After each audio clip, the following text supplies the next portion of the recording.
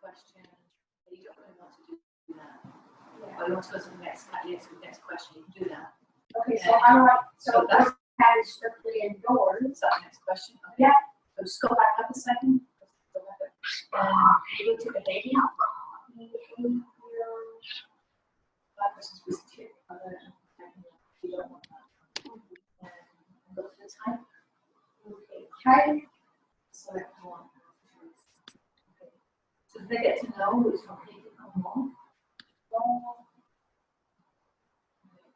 And how does he, did you ask which one's the right answer or not? Hey, Lorianne, I got your email, but I just got home, so didn't get a chance to connect after. I rushed out right after the last expedition there.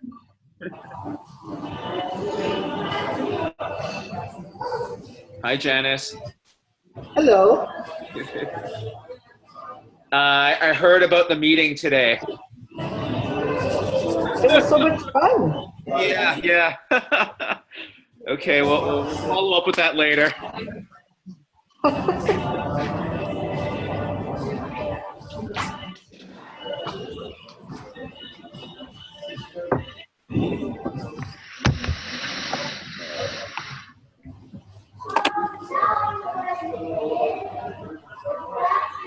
Where's all that background noise? Is it Gainer or is it? Probably me. Is it you? Oh, sorry. Yeah. I'll mute my mic. Okay. Thanks. That helps.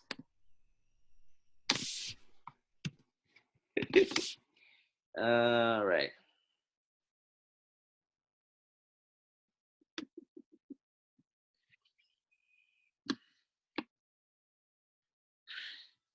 Okay.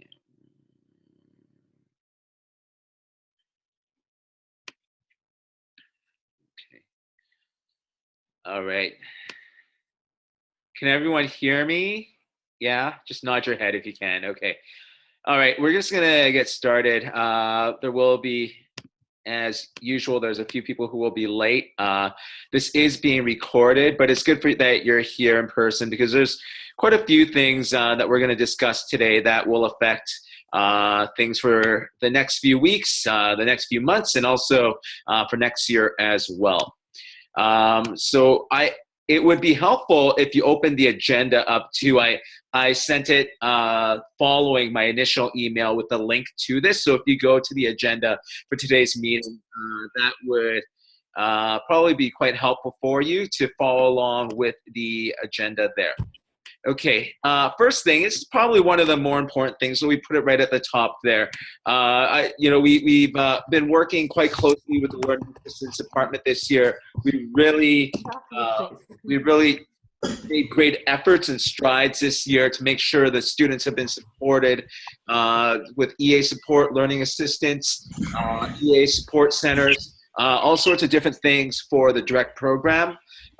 And so we've had quite a few teachers who have put forward, I should say quite a few. We've had teachers put forward requests for students to get learning assistance or for them to get level B assessment, which is good. Okay, we should be tapping into and accessing that resource, and Kate's been managing that really well. Adrian's been managing that well at the high school level.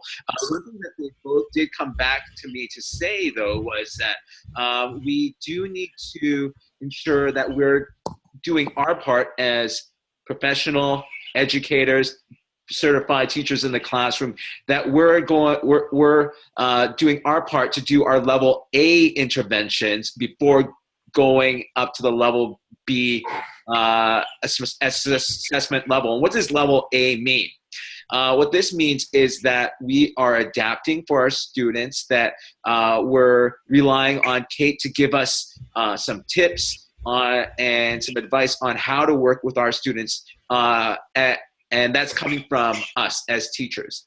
And it's generally accepted that every teacher should be doing their best to adapt for the needs of students. And something I remember Karen would always say is like every one of our students is a special needs student. Everybody does have a special need. So how are we differentiating? How are we adapting? How are we setting up students to be able to learn the best way possible for their specific needs? And I know that can only go to a certain extent.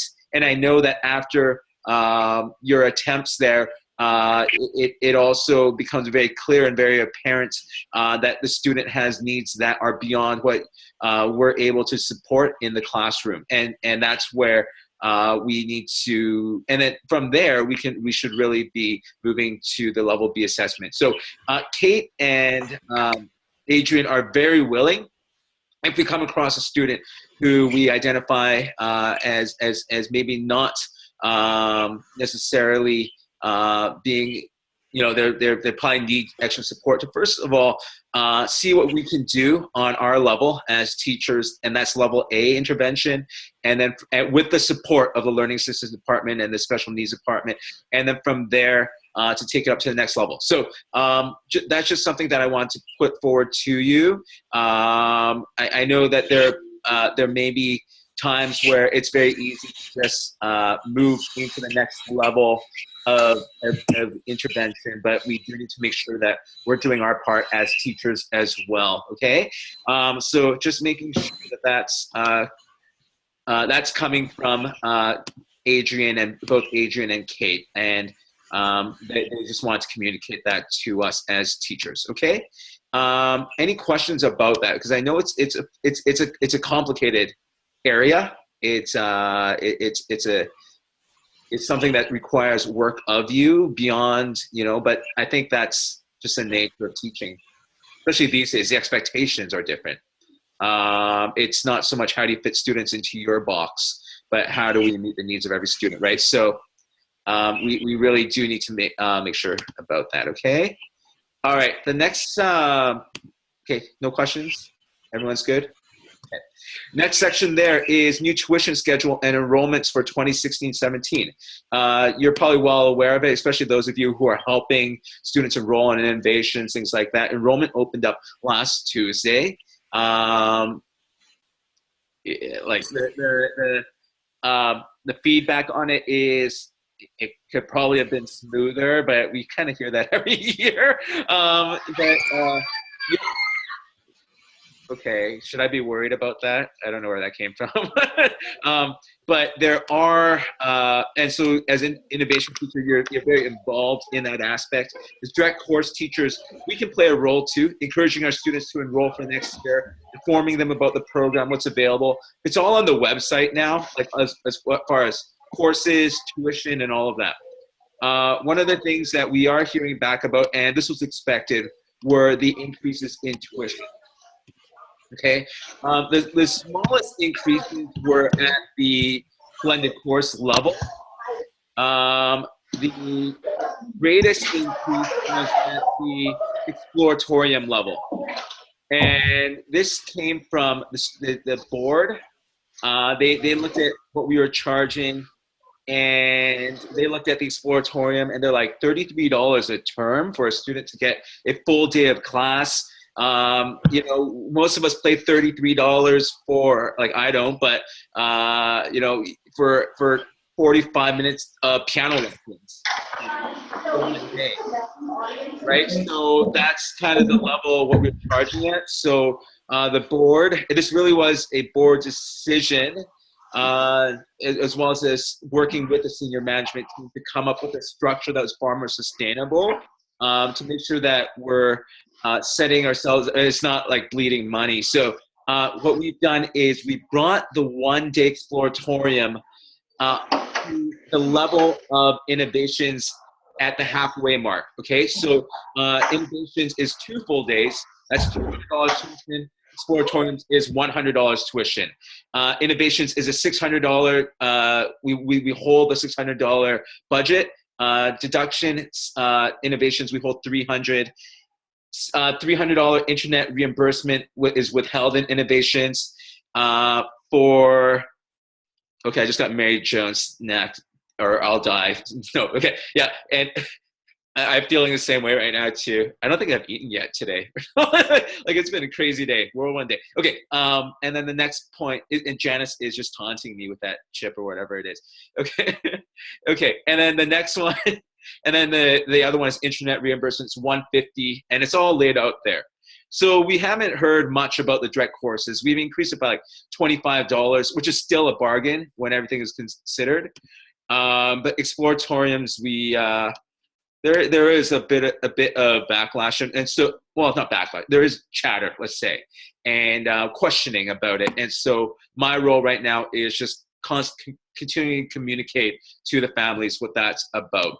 Innovations teachers, you will find that your tuition has gone from 100 to 200. It's a 2-day program. It's still not asking a lot.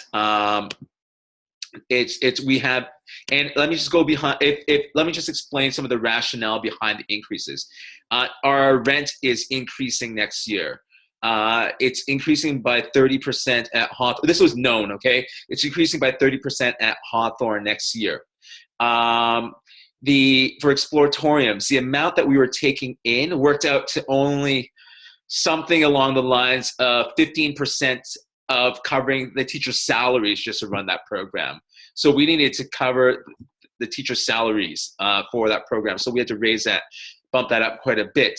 And we do every year to year, we need to continue to purchase new equipment, furniture, and supplies. So the cost of direct are significant, and salaries being right up there along with the rental costs, okay?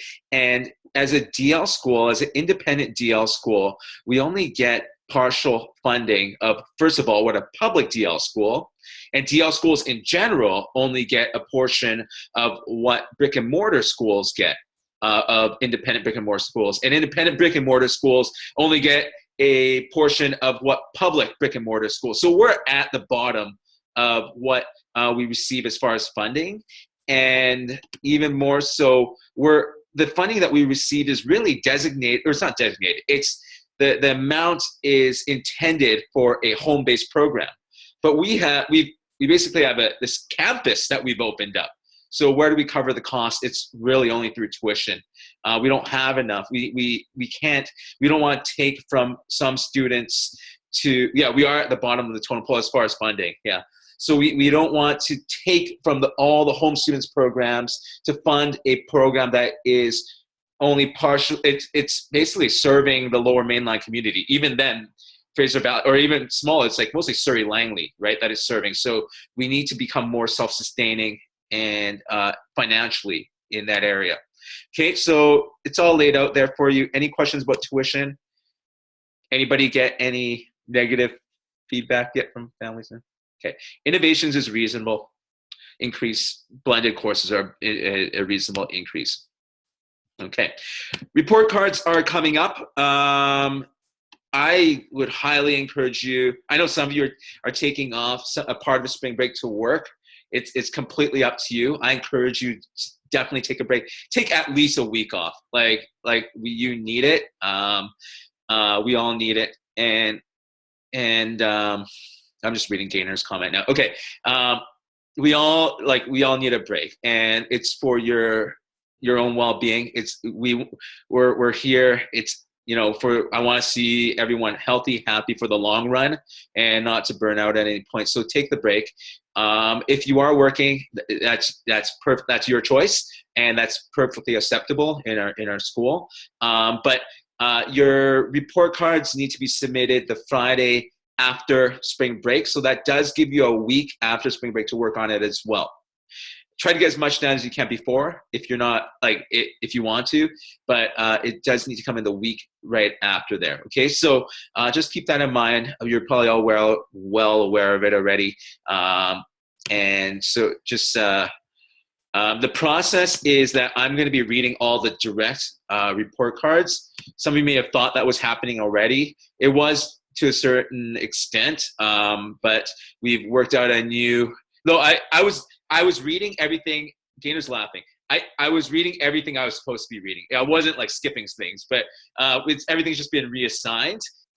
So we've restructured the and I actually ask for it. I want to know what's happening in your classes, and I want to know if there's students who are, failing. I want to know if students are really succeeding. And so to read through your comments, it's not how I want to spend, a whole weekend or 3 or 4 days, but it, in my role, like it's important for me to know. It shouldn't be somebody who's disconnected from the program reading. It's not about proofreading. It's about gaining a knowledge of our students. And so for me, that was important. And I actually asked for that. I don't know why I asked for more work, but,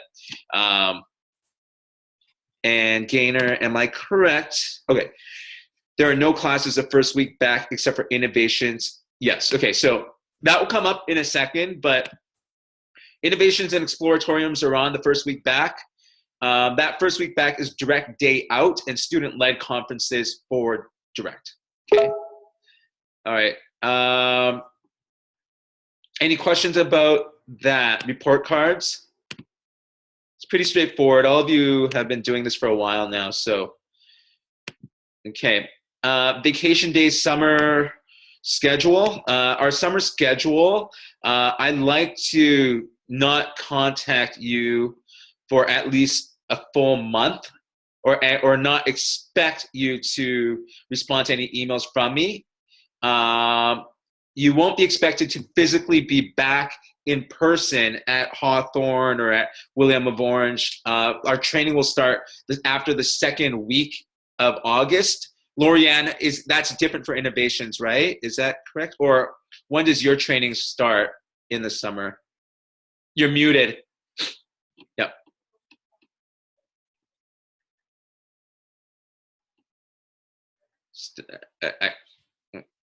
I don't.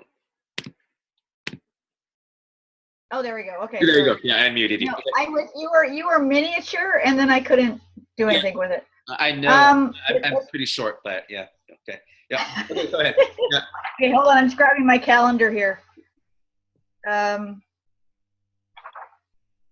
As far as innovations, the department is closed all of July. Yep. And then we are going to probably start some initial meetings at the end of the second week of August. So I gotta find out when you have your meetings so we don't conflict. Yep. But Okay. it'll probably be around the same time. Yeah, so it's gonna differ. It's gonna be very different from last year. Last year we had meetings throughout the summer, training, things like that. That's gonna be very different this upcoming year. You do need the summer. Like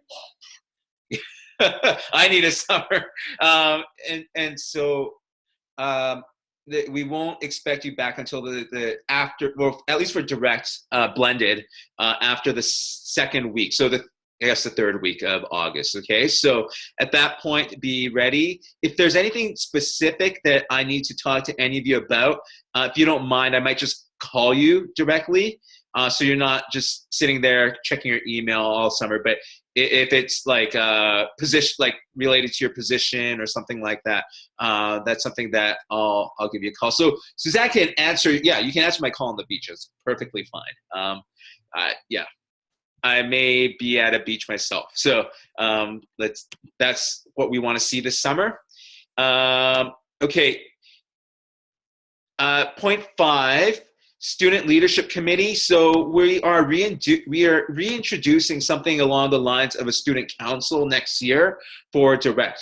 Now, this will draw from the students in the blended courses as well as innovation students. It's really at its we're initial planning stages right now. It will be tied in for the grades 10 through 12 students to a leadership course that they can use for credit. And this program, if any of you are interested in getting involved, let me know. I will be heading up along with Megan. She's going to be helping run the courses portion of it. So the students are doing it for credit. And I will be involved in that aspect as well. And am I correct? There are no, oh wait, I'm reading the same message. What is it? Okay. Okay, it was just beach related. Okay, conversation there. Okay, and and so if anybody is interested in getting involved in any level, let me know. we're starting the student council.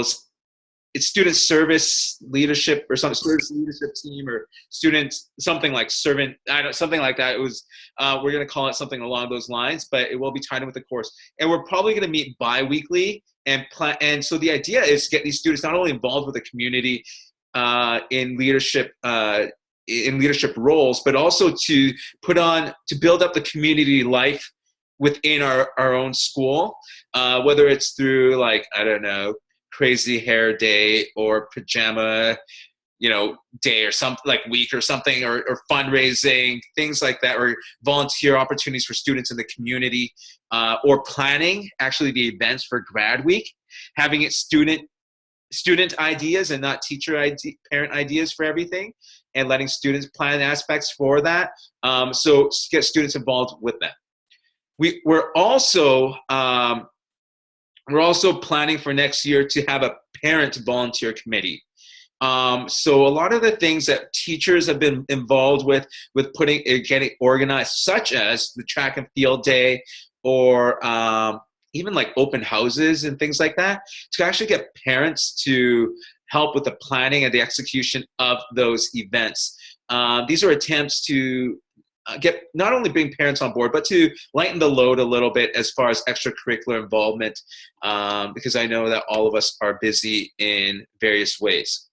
Okay, so that's Student Leadership Committee, Parent Volunteer Committee, and the Leadership course right there is 8 through 12. We'll give 10 through 12 credit, and we're going to figure out how to,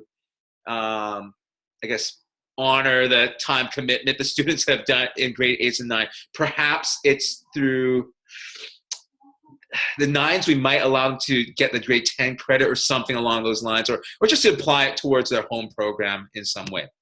Okay, direct May training and track and field. These 2 weeks go back to back. And it was somewhat unavoidable because of the availability of the track and field meet, the facility. So the actual track and field day is Wednesday, May 18th. For those of you who have been involved, you'll remember it's a full day at Bear Creek Park. We are looking for teacher volunteers to help with different aspects of that day, as well as our parent committee. And so if you are available to help out and want to get involved, and that is happening on May 18th. A few changes from last year.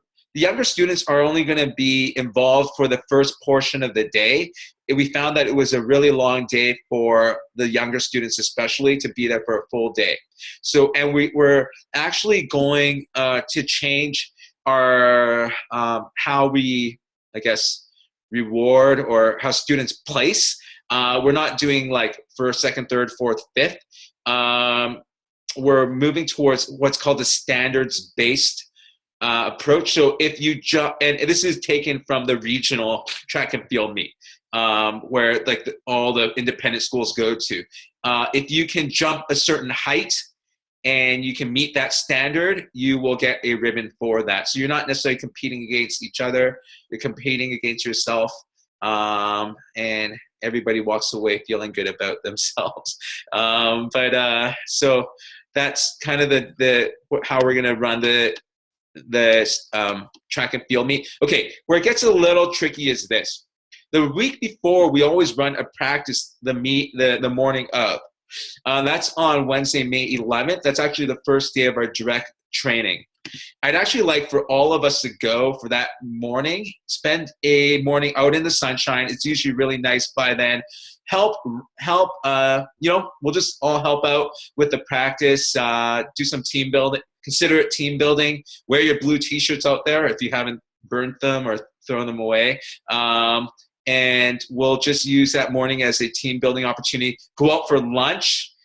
I really appreciated the times where we actually just sat down with soup and sandwich, and we just had an opportunity. So I think to start off our 3 days of training, let's just have some good social time.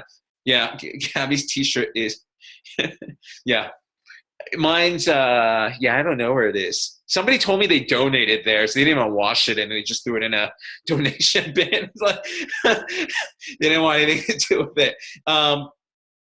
That was a home teacher, actually, now that I think about it. I still have mine. So we'll treat that morning as a team building opportunity, go out for lunch as a social opportunity, team building opportunity, and then that'll be it for that Wednesday. And then we'll focus in on the training on Thursday and Friday. SN is going to come in for a portion of the day to talk. They're going to, Helen and Virginia and a few others, they're going to just help us continue to grow in those areas. And we'll do some more direct related training during that time. It hasn't fully been established yet what it's going to be, but for sure SN is going to be with us. The SN, some of their leadership team will be there to present to us one of the mornings, okay? And we'll hold that at Hawthorne. And so I thought 3 full days was too much, so let's use the first day as a kind of a social, and then Thursday, Friday as the real nitty-gritty training there, okay? Okay, 5 minutes or 6 minutes left. This one doesn't necessarily relate to innovations or exploratorium. So if it's innovation exploratorium, you want to get going, feel free to just sign up. We won't be offended in any way. Number 7 relates to the direct day out and student-led conferences. The student-led that is the first week back after spring break. You should have received all the details already. And the first link there is the Resource, Profit, and Politics Challenge. That's the activity that we're going to be doing. It's designed for grade 9 and above. So it would be helpful if each one of you familiarize yourself with what it was all about before heading there. Just so we can prepare our students. Really encourage, I know there's just 3 days after, really encourage your students to attend and to sign up. We have pretty good registration already, but it's definitely not fully there yet. So just mention it in your courses. Sandra will be sending out another reminder. We want to try to get this all hammered out as much as possible before spring break. So because families, they're not going to be online or checking their email and all that through spring break. And it is our first day back after spring break. So Sandra is going to continue sending reminders. So that's the first half of the morning. There is a bus available. I just encourage all the teachers, show up at Hawthorne. We'll hop on the bus together and we'll all head out there together. And some students will be meeting us out there. The bus was in response to parents' complaints the first time around. And so that parents will be happy to know that we're offering an option of offering a bus. The students are paying it, they're going to cover the cost of it. So it's not an additional cost for us. It's $5 per student to take the bus. Okay, that afternoon we'll come back. We should be back just after noon, and we'll have a lunch prepared for all our teachers. And initially, the student-led conference was scheduled for the next day. We're trying to free up more time so you guys can have just multiple days in a row where you can work on your report cards and focus on that. So let's just concentrate all our activities onto one day. And so the student-led conferences are, it's 4 hours. I think it's even less. I think it's like 1:30 to 5 or something like that. So it's 3.5 hours. And there's a sign-up sheet that I have linked there so you can see who signed up already and for what time. Jenny, I do need to fix yours a little bit because you're teaching that day, right? So I'll just, the good thing is nobody signed up for the earlier part yet. So I'll just cut those out. I just have to fix that for yours. And there's a student-led conference worksheet. Let me just quickly go over the idea behind a student-led conference. It's for a student to reflect on their learning in your course and to bring that reflection to this meeting and just to discuss it with their parents and with the teacher. The idea, even more so, is for them to reflect on their learning at home, discuss that with their parent at home, and then to come to class and then to add another layer to that discussion. So it is communicated that it is optional. as a school, we're only required to provide the opportunity for this, okay? So for online, you guys are required to do interim reports. This is our version of interim reports. You provide the opportunity for it. If parents don't, they don't take the opportunity, that's their call and their decision, and you don't have anything to worry about there, okay? So that's basically it for now. It's 5 o'clock. Let me just quickly look at the chat just in case I missed something. What if the student doesn't fill in the form before the meeting? Oh, they should all fill that in. Yeah, Sandra's gonna send it out again. So Yeah, Brian, sorry, I saw the form. Can you hear me? Yeah. Yeah. And I thought, oh, that's great. And you're saying it's student led. And I'm just looking at the people that signed up, and I thought, so it assumes they're going to come to the meeting with that filled in, right? Things I like. Oh, you mean the sheet, not the actual sheet, not the form, the sheet. Sorry, not. I'm gonna send out like multiple reminders that sheet should be filled in prior to coming, just to say they've thought through it already, and it's not something they're just doing on the spot there. If they show up with a not filled, nothing we can really do about it. They'll just have to. We can just address the questions on the spot there, but I'm just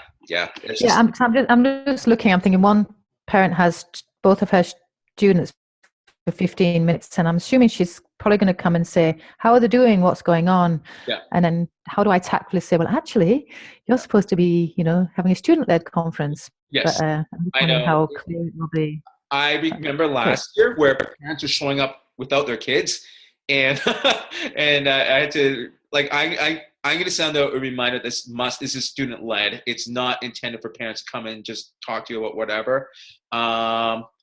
The student led for me is actually less intimidating because you're not going to have this parent there kind of just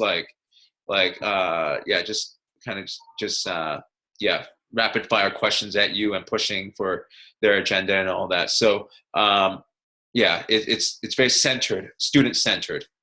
Okay, so that's it for now. Any last minute questions?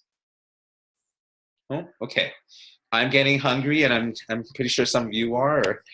So thanks for coming out, guys. I really do appreciate it. I know we'll hold this again on a different time, a different day, and so it's good to move it around sometimes, so someone like Ron can join us, and it's not always on a Thursday. So good, excellent. I'm going to end the meeting, and we'll see you all around. Okay, have a good night, everyone. Take care.